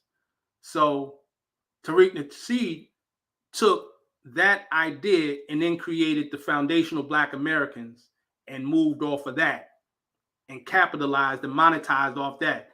Now you got flags, you got holidays, you got all type of stuff, right? All type of merchandise. And we're gonna talk about that in a minute. You know what I'm saying? We are definitely gonna talk about that, right? How to cause confusion 101, indeed, right? So check this out. We all know he started his first documentary, and this is just what I want to put this in context. Tariq Nasheed. First off, Tariq Nasheed is an Islamic name, right? We can all agree, right? Tariq Nasheed is an Islamic name. Tariq means morning star in Arabic. It actually is the name of a surah, a chapter in the Quran of Mecca. Nasheed is an Arabic word meaning an Islamic chant or an Islamic song. So that's an Islamic name. Now, we all know that Tariq Nasheed, that's not his name, his birth name. There's no problem with that. There's a lot of people who change their names. Cassius Clay became Muhammad Ali, right? Malcolm Little became Malcolm X, which became Malik El-Shabazz, right? Louis Cinder became Kareem Abdul-Jabbar, et cetera, et cetera. There's no problem with that, right? Of course, I'll admit, Shem El, that's not the name of my birth, but there's a difference. Tariq Nasheed has an Islamic name. He has never claimed to be a Muslim, Muslim. He's never claimed Islam. Now, there's a video of him speaking when he gave a lecture, and he admitted out of his own mouth that he was not always conscious. And when he said that, he asked the audience, how many people got the Art of Macking book? Right? And some people raise their hands. He says, there ain't nothing conscious about that. Nothing conscious about that. Keep in mind, anyone can look this up. You go look up the date that was written and published. That was published under the name of Tariq Nasheed. So if he wasn't conscious when he wrote that and published it, why did he take on an Islamic name? He said also in the same video, you can look this up. It's called the Moorish Summer Lecture Tour, right? And we're going to get into that Moorish thing. He said that, what did he say? He said when he became conscious, he was in a trap house. It's his words. He was in the trap house. I'm paraphrasing, but he said he was in the trap house. And, he was around these hustlers and all this other stuff. And this one particular brother said, you need to get this, you need to read this book. And the book was ISIS Papers. The ISIS Papers by Dr. Francis Cress Welsing. He said that changed his life, right? But in that, when he said that, he said, I wasn't always conscious. How I got into the conscious game is I was, around these hustlers first. He referred to it as the conscious game. His words was the conscious game, right? He referred to the conscious community back then as the conscious game. So that alone gives you an idea. These are his words. You can look it up. That gives you an idea where we're going with. So he has an Islamic name. He's not a Muslim. He had an Islamic name way before he became conscious and put out the, Hidden Colors. Okay. So here's the other thing. Okay. When he put out Hidden Colors, what was it about? It was about the Moors. The first one was out, the subtitle, it says Moor, right? Okay. Now that's in 2011. Now, what you didn't see in the video clip I played with Tariq Nasheed, which actually he was speaking that before, is he was saying that he kept dealing with scammers. He kept coming across scammers in the Moor community, amongst the Moors. One of the names he mentioned was the brother Sabir Bey, right? Sabir Bey was in the first Hidden Colors, right? He got him on there. You can still see him where he was speaking there. This is in 2011. Sometime around that time, Tariq Nasheed and Sabir Bey had a falling out. Tariq Nasheed accused Sabir Bey of bootlegging his movie, right? There was an accusation. He was taken to court, etc. The only point I'm making about that, and this is documented, this is just documented, I'm just making a point here, is that, so you're talking 2011, 2012 at best, right? So keep in mind. So let's say, for the sake of argument, that after, he might have been really interested into the Moorish paradigm, right? But he got a bad taste in his mouth because Moors kept bootlegging his stuff. That's the argument he makes, right? So, all right. I already showed you that he had the image of Noble Drew Ali 11 days ago on his website. Okay. Look at this. So this is on buzzfile.com. Moorish Inc. Right? This is the information here. And by the way, so nobody jump to conclusions, this address is a commercial address. If you Google this would be a commercial address. So I'm not giving up anyone's personal address here. But you see Moorish Inc. Moorus gives an address in California. Contact Tariq Nasheed, title Chief Executive Officer, and it gives a number, right? Here's the description. Check this out. Business description. MOORS is located in Chatsworth, California. This organization primarily operates in the computer software development and applications business / industry within the business services sector. This organization has been operating for approximately 6 years. For 6 years, right? The first Hidden Colors came out way back in 2011. That's 11 years ago. But MOORS has been operating for 6 years. MOORS is estimated to generate $170,952 in annual revenues and employs approximately 4 people at this single location, right? Name MOORS Inc., founded 2016.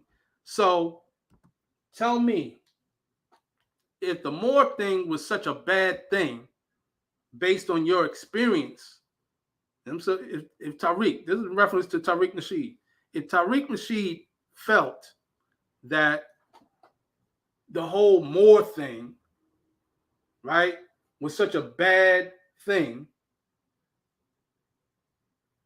then he said, watch, he tried to say he means the marshland Moors, not the people Moors. Yeah, I know, right? I know, right? If it's such a bad thing, and you found this out early on, back in the early 2010s, like 2011, 2012, dealing with Moorish bootleggers and all that stuff, according to you, your accusations, then why would you, 4 to 5 years later, establish a company named MOORS? And MOORS, also, by the way, that's the name of his first speaking tour.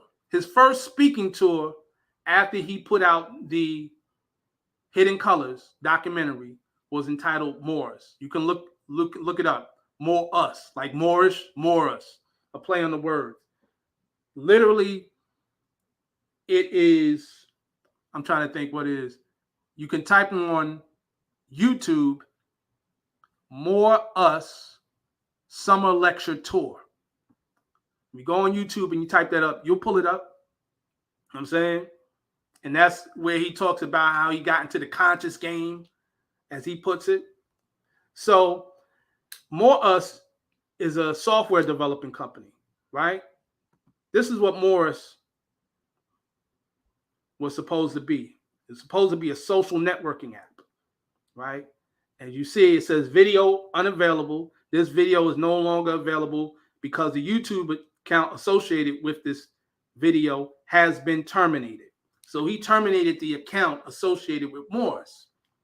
But what's interesting, this is a Indiegogo page. So anyone who knows about Indiegogo knows that the fact that exactly Moor Portal, right? You got the Moor heads on all the DVD covers from the flag of Corsica, right? All of them.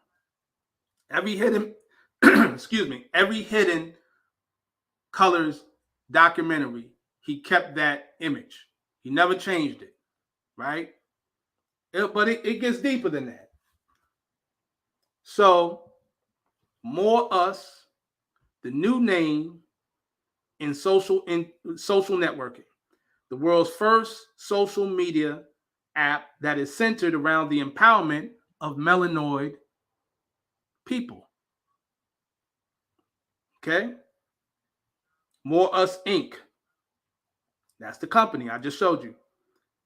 He raised a total of $83,214 US dollars by 1,250 backers. So 1,250 backers, right?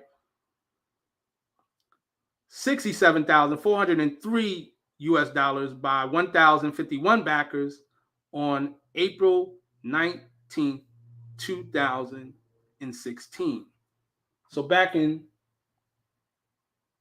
2016, he used the term MOORS to launch a social networking app and collected over $67,000 by April of 2016, and in total over $83,000, right? If you notice, there's no updates. No updates on how that went. Interesting, right?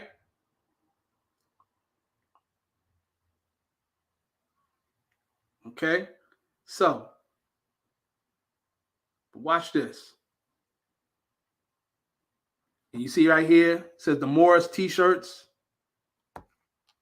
have been on sale for a minute now. So we're selling Moorish t-shirts and all this stuff. Okay, watch this.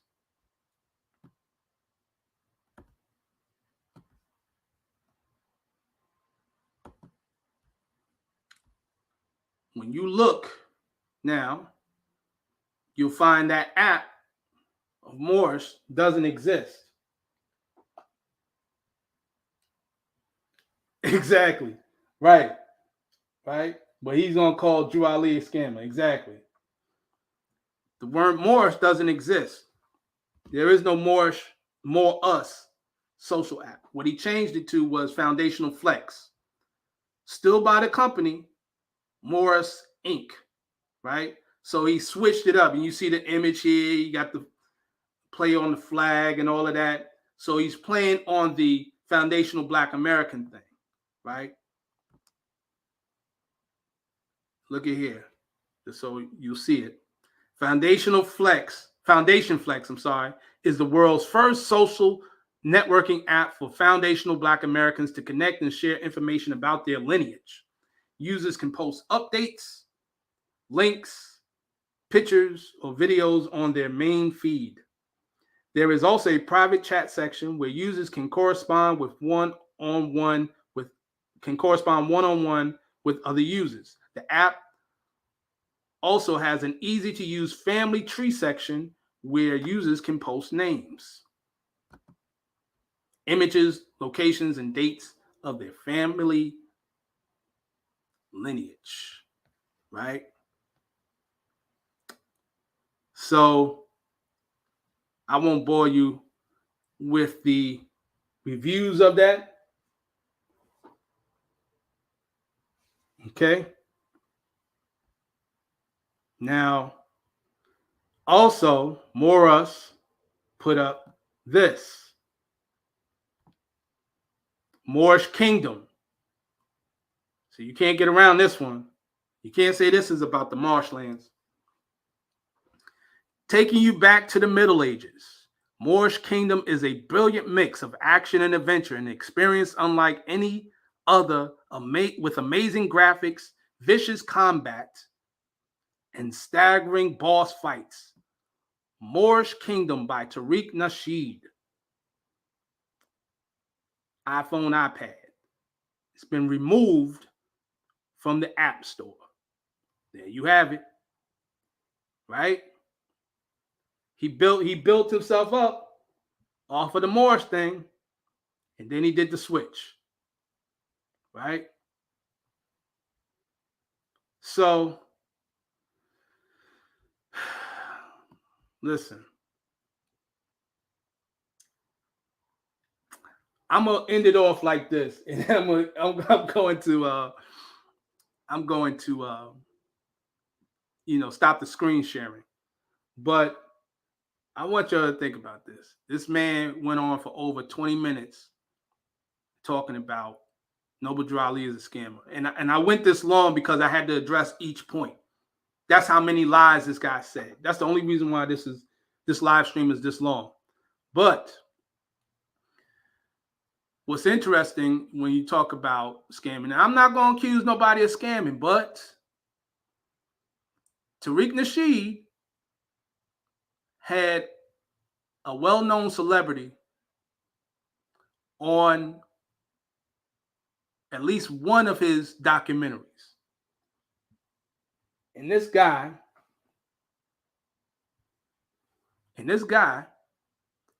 this individual,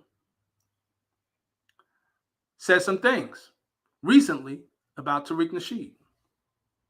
So I want to I'm going to play it, and I want you to hear what this individual has to say. So Tariq Nasheed is popular. He has a large following. I understand it, but right. I'm not trying to sell something. Did you buy that? No. A friend of mine, he bought it. And I said, he bought it. Well, see, profit making. I don't buy that. You don't profit from the revolution. Now, that is true. Brother Nasheed is wrong on that. That's like saving souls for profit. That means you're a pulpit pimp preacher if you out there trying to profiteer off of saving souls.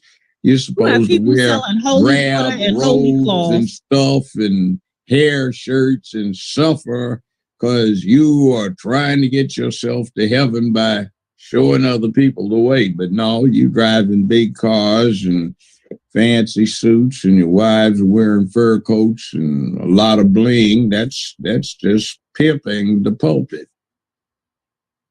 Hey, listen, good preachers don't make money at it because they're saving souls. They're dedicated to that. When the folks start making money, they're just hustling.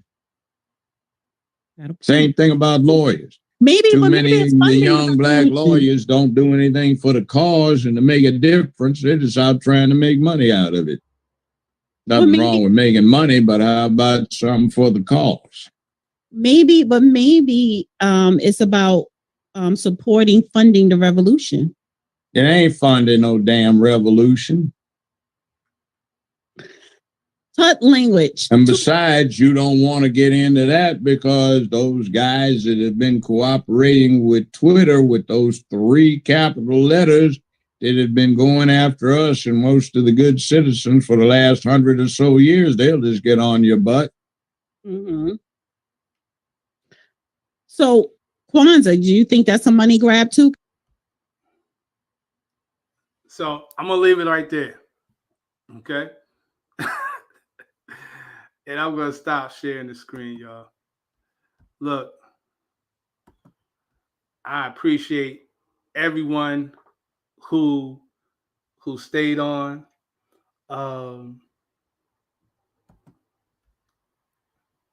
Good question. What has he put back into any community except lessons on how to get women to settle for less? Wow. Yeah. Hey. Look, man.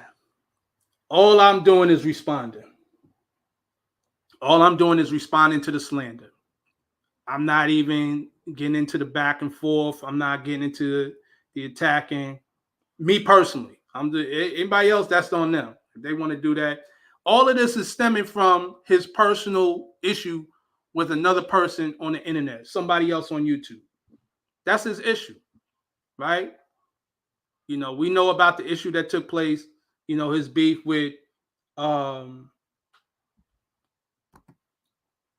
response to his BS. Islam, gratitude.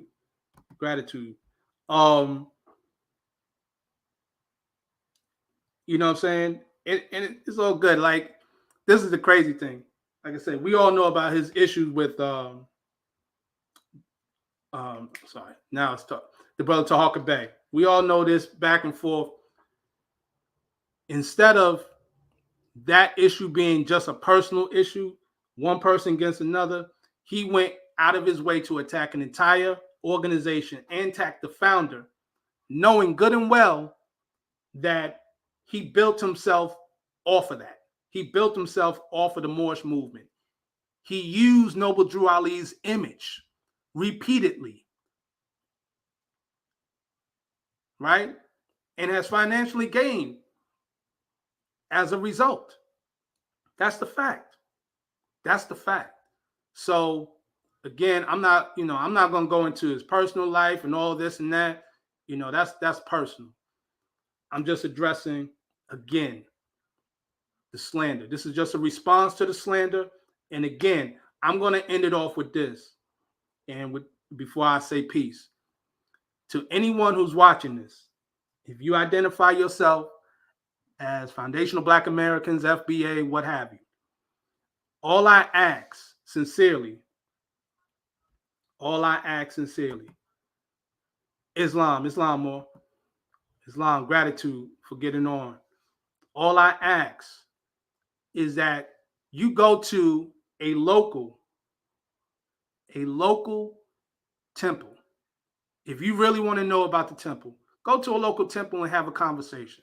You know what I'm saying? And make your own conclusion. Don't go off of what somebody tells you on the internet. Man knows not by being told. Because I guarantee you, the majority of what you're hearing about the temple, all they do is sell these status packages. That's not the case. It's not the case. I'm a member of a temple, right? And if you can't find a location, reach out to brothers and sisters such as myself. I'm open. Reach out to me. And, you know what I'm saying? There's other opportunities. You may be able to get on a conference call or what have you. But don't feed into this misinformation that's spreading out through YouTube and other forms of internet, man. So that's all I want to say. And with that, gratitude to you all, man. I give you honors. I love you all. And until, that's right. Definitely keep the prophet name out. That's right. That's right. So next week, before I end, next week, I got a special guest. Some of y'all already know who I got. I ain't going to say it here. For those who know, for others, it's going to be a surprise. It's going to be a new kickoff for 2023. It's going to be a powerful conversation. And I'm looking forward to it. Hope to see y'all all there next Saturday, 9:00 Eastern Standard Time. All right? Peace and love, Moors. Peace and love, family. Everyone. Peace and love.